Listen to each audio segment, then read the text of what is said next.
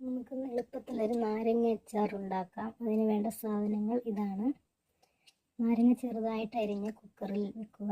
ഈത്തപ്പഴം, ഉപ്പ്, മുളക് പൊടി, മഞ്ഞൾപ്പൊടി ഇട്ട് കുക്കറിൽ നല്ലപോലെ വേവിച്ചെടുക്കുക.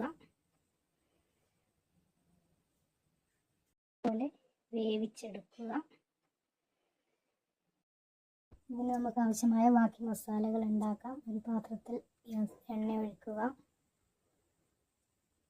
കുറച്ച് ഉലുവ ഇടുക, കുറച്ച് കടുക് ഇടുക,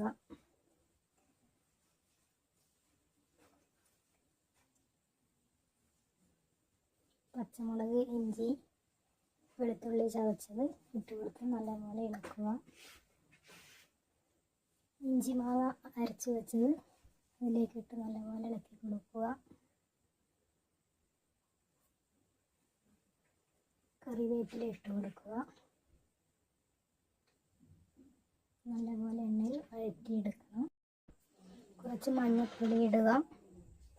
ആവശ്യത്തിന് മുളക് പൊടി ഇട്ട് നല്ലപോലെ വഴറ്റുക.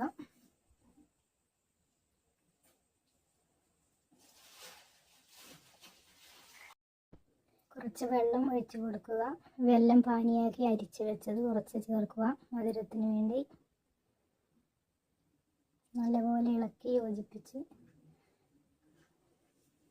വേവിക്കുക. അതിനുശേഷം കുക്കറിൽ വേവിച്ച് വെച്ച ചെറുനാരങ്ങയും ഈത്തപ്പഴവും അതിലേക്കിട്ട് ഇളക്കി യോജിപ്പിക്കുക. ഇനി ഇതിലോട്ട് പച്ചക്കടുകും വറുത്ത ഉലുവയും പൊടിച്ചിട്ട് ചേർക്കുക.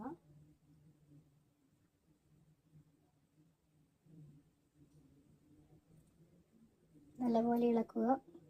വിനാഗിരി ചേർക്കുക ആവശ്യത്തിന്.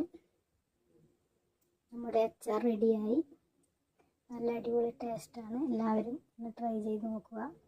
ബിരിയാണി, നെയ്ച്ചോറിനൊക്കെ നല്ല ടേസ്റ്റാണ് ഉപയോഗിക്കാൻ.